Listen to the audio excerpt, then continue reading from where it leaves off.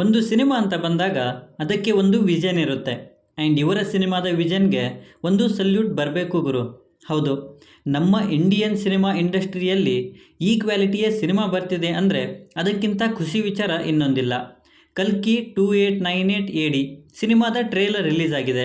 And trailer ನೋಡಿದ ನನಗೆ trailer ಹೇಗೆ ಅನ್ನಿಸ್ತು ಆ್ಯಂಡ್ ಇಂಟ್ರೆಸ್ಟಿಂಗ್ ವಿಷಯಗಳು ಕೂಡ ಇವೆ, ಅದರ ಬಗ್ಗೆ ಡಿಸ್ಕಷನ್ ಮಾಡೋಣ. ಅದಕ್ಕೂ ಮುಂಚೆ ಚಾನಲ್ಗೆ ಹೊಸಬರಾಗಿದ್ದರೆ ಚಾನಲನ್ನು ಸಬ್ಸ್ಕ್ರೈಬ್ ಮಾಡಿಕೊಂಡು ಪಕ್ಕದಲ್ಲಿರೋ ಗಂಟೆಯನ್ನು ಕೂಡ ಬಾರಿಸ್ಬಿಡಿ, ಯಾಕೆಂದರೆ ಇದೇ ತರಹದ ಮತ್ತಷ್ಟು ಡಿಸ್ಕಷನ್ ಜೊತೆಗೆ ಭೇಟಿ ಆಗ್ತಿರೋಣ.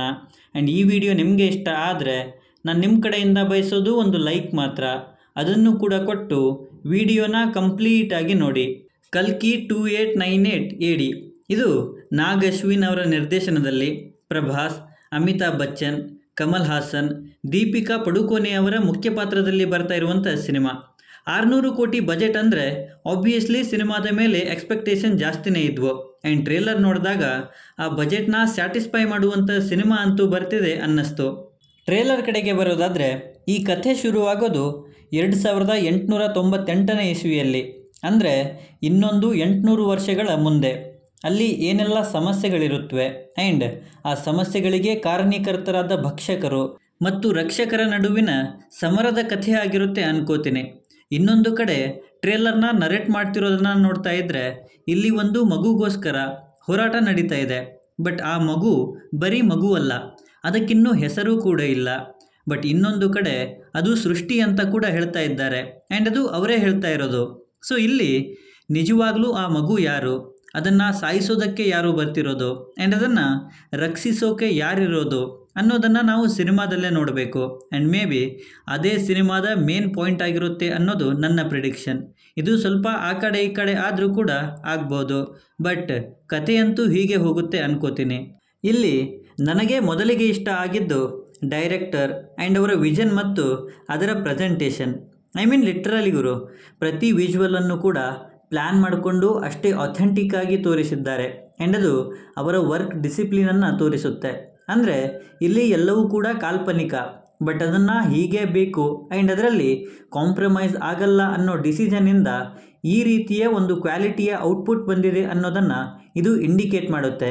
And as a cinema maker ಆಗಿ ಅದು ಪ್ರತಿಯೊಬ್ಬರಿಗೂ ಇರಬೇಕು ಅನ್ನೋದೇ ನನ್ನ ಬಯಕೆ. ಆ್ಯಂಡ್ ಆಬ್ವಿಯಸ್ಲಿ ನಾವು ಈ ತರಹದ ಕ್ವಾಲಿಟಿಯ ಸಿನಿಮಾನ ನೋಡಿದಾಗ ನಮಗೆ ಖುಷಿಯಂತೂ ಆಗೇ ಆಗುತ್ತೆ. ಇಲ್ಲಿನ ಕ್ಯಾರೆಕ್ಟರ್ಸ್ ಭೈರವ ಆಗಿ ಪ್ರಭಾಸ್ ಅವರು, ಐ ಮೀನ್ ಒಂಥರ ಫನ್ನಿ ಕ್ಯಾರೆಕ್ಟರ್ ಅಂತ ಸ್ಟಾರ್ಟಿಂಗಲ್ಲಿ ಕೆಲವು ಗ್ಲಿಮ್ಸಸ್ಸನ್ನು ತೋರಿಸಿ ಇಂಡಿಕೇಟ್ ಮಾಡಿದರು. ಆ್ಯಂಡ್ ಅದನ್ನು ನಾವು ಹಿಂದೆ ಬಿಟ್ಟಂತಹ ಕೆಲವು ಅಪ್ಡೇಟ್ಸ್ಗಳಲ್ಲೂ ಕೂಡ ನೋಡಿದ್ವಿ. ಬಟ್ ಅವನು ಎಷ್ಟು ಡೇಂಜರ್ ಅನ್ನೋದನ್ನು ಅವನು ಒಂದೂ ಯುದ್ಧವನ್ನು ಸೋತಿಲ್ಲ ಅನ್ನೋ ಒಂದೇ ಒಂದು ಡೈಲಾಗಿಂದ ಇಂಡಿಕೇಟ್ ಮಾಡಿದ್ದಾರೆ. ಪ್ರಭಾಸ್ ಅವರ ಲುಕ್ ಆ್ಯಂಡ್ ಸ್ಕ್ರೀನ್ ಪ್ರೆಸೆನ್ಸ್ ಬಗ್ಗೆ ಮಾತಾಡೋ ಹಾಗೆ ಇಲ್ಲ, ಆಬ್ವಿಯಸ್ಲಿ ಥಿಯೇಟ್ರ್ಗಳಿಗೆ ಬೆಂಕಿ ಹಚ್ಚುತ್ತೆ ಅನ್ನಬಹುದು. ಅಮಿತಾಬ್ ಬಚ್ಚನ್ ಆ್ಯಸ್ ಅಶ್ವತ್ಥಾಮ ನಿಜವಾಗ್ಲೂ ಟೀಸರಲ್ಲೇ ಗೂಸ್ ಬಂಪ್ಸನ್ನು ಕೊಟ್ಟಿದ್ರು. ಇನ್ನು ಇಲ್ಲಿ ಆ ಕ್ಯಾರೆಕ್ಟರ್ ಆ್ಯಂಡ್ ಅಮಿತಾಬ್ ಬಚ್ಚನ್ ಅವರ ಸ್ಕ್ರೀನ್ ಪ್ರೆಸೆನ್ಸ್ ಅಂತೂ ಸಖತ್ತಾಗಿತ್ತು. ಆ ಕ್ಯಾರೆಕ್ಟರ್ ಬಗ್ಗೆ ಸಾಕಷ್ಟು ಡಿಸ್ಕಷನ್ ಇದೆ, ಐ ಮೀನ್ ಅಶ್ವತ್ಥಾಮನ ಬಗ್ಗೆ. ಸೊ ಅದರ ಬಗ್ಗೆ ಮುಂದೆ ಮಾತಾಡೋಣ. ಬಟ್ 6000 ವರ್ಷಗಳ ಹಿಂದೆ ಒಂದು ಮನಿ ಕಳ್ಕೊಂಡಿದ್ರು, ಆ ಮನಿ ಇವಾಗ ಮತ್ತೆ ಸಿಕ್ಕಿದೆ ಅನ್ನುವಂತಹ ಡೈಲಾಗ್ ಇದೆ. ಆ್ಯಂಡ್ ಮೇ ಬಿ ಅದು ಅಶ್ವತ್ಥಾಮನಿಗೆ ಸಂಬಂಧಪಟ್ಟಿರುವಂತಹ ಡೈಲಾಗ್ ಆಗಿರುತ್ತೆ ಅಂತ ನಾನು ಅಂದ್ಕೊಳ್ತೀನಿ. ಅಂದರೆ ಕಲಿಯುಗ ಮುಗಿದ ಮೇಲೆ ಮತ್ತೆ ಪ್ರಾಬ್ಲಮ್ ಶುರುವಾದಾಗ ಅಶ್ವತ್ಥಾಮ ಕಲಿಯುಗದ ಕರ್ಣನಾಗಿ ಬರ್ತಾನೆ ಅನ್ನುವಂತಹ ಸಂದೇಶವನ್ನು ಇಲ್ಲಿ ಹೇಳೋದಕ್ಕೆ ಟ್ರೈ ಮಾಡಿದ್ದಾರೆ ಅನ್ಕೋತೀನಿ. ಆ್ಯಂಡ್ ಅದೇನಾದರೂ ಹಾಗೆ ಆಗಿದ್ದರೆ ನಿಜವಾಗ್ಲೂ ಇದು ನೆಕ್ಸ್ಟ್ ಲೆವೆಲಲ್ಲಿ ಇರುತ್ತೆ ಅನ್ನಬಹುದು. ದೀಪಿಕಾ ಪಡುಕೋನೆ ಅವರು ಕೂಡ ಒಂದು ಪ್ರಾಮಿನೇಟಿಂಗ್ ರೋಲಲ್ಲಿ ಕಾಣಿಸಿಕೊಳ್ತಾ ಇದ್ದಾರೆ. ಎಕ್ಸಾಕ್ಟಾಗಿ ಅವರ ಪಾತ್ರದ ಬಗ್ಗೆ ಕ್ಲಾರಿಟಿ ಇಲ್ಲ ಆ್ಯಂಡ್ ಅದನ್ನು ಸಿನಿಮಾದಲ್ಲೇ ನೋಡಬೇಕು. ಇನ್ನು ಕಮಲ್ ಹಾಸನ್ ಅವರು ಟ್ರೇಲರ್ನ ಇನ್ನೊಂದು ಲೆವೆಲ್ಗೆ ಕರ್ಕೊಂಡು ಹೋದರು ಅಂತ ಹೇಳ್ಬೋದು. ಐ ಮೀನ್ ಅವರ ಆ ಮೇಕಪ್ಪನ್ನು ಹಾಕಿರುವಂತಹ ಲುಕ್ಕಲ್ಲಿ ಗೂಸ್ ಬಂಪ್ಸ್ ಬಂದಿದ್ದಂತೂ ನಿಜಾನೇ ಗುರು. ಆ್ಯಂಡ್ ಅವರ ಕ್ಯಾರೆಕ್ಟರ್ ಸಿನಿಮಾಗೆ ಒಂದು ದೊಡ್ಡ ಮಟ್ಟದ ವ್ಯಾಲ್ಯೂವನ್ನೇ ಆ್ಯಡ್ ಮಾಡುತ್ತೆ ಅಂತ ನಾನು ಅಂದ್ಕೊಳ್ತೀನಿ. VFX ಆ್ಯಂಡ್ ಕಲರ್ ಗ್ರೇಡಿಂಗ್ ಈ ಸಿನಿಮಾದ ಆತ್ಮ ಅಂತ ಹೇಳ್ಬೋದು ಗುರು. ಇದರ ಬಗ್ಗೆ ನನಗೆ ಮುಂಚೆ ಸ್ವಲ್ಪ ಭಯ ಇತ್ತು, ಬಟ್ ಟ್ರೇಲರ್ ನೋಡಿದಾಗ ಅದು ಕ್ಲಿಯರ್ ಆಯಿತು. ಐ ಮೀನ್ ಸಖತ್ತಾಗಿ VFX ವರ್ಕನ್ನು ಮಾಡಿದ್ದಾರೆ. ಅದರಲ್ಲೂ ಇಂಡಿಯನ್ ಸಿನಿಮಾದಲ್ಲಿ ಈ ರೀತಿಯ ಕ್ವಾಲಿಟಿಯ VFXನ್ನು ನೋಡಿದಾಗ ತುಂಬಾ ಖುಷಿಯಾಯಿತು.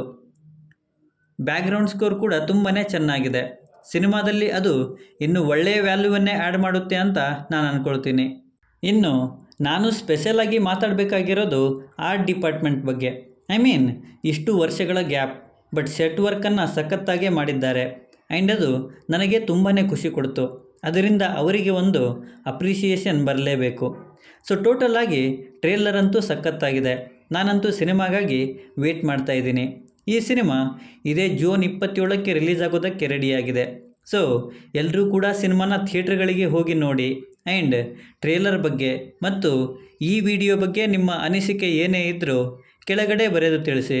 ಮತ್ತು ಈ ವಿಡಿಯೋ ನಿಮಗೆ ಇಷ್ಟ ಆಗಿದ್ದರೆ ದಯವಿಟ್ಟು ನನ್ನ ಚಾನಲನ್ನು ಸಬ್ಸ್ಕ್ರೈಬ್ ಮಾಡಿಕೊಂಡು ಸಪೋರ್ಟ್ ಮಾಡಿ. ಕೊನೆಯಲ್ಲಿ ಸಿಗ್ತಾ ಇರೋಣ.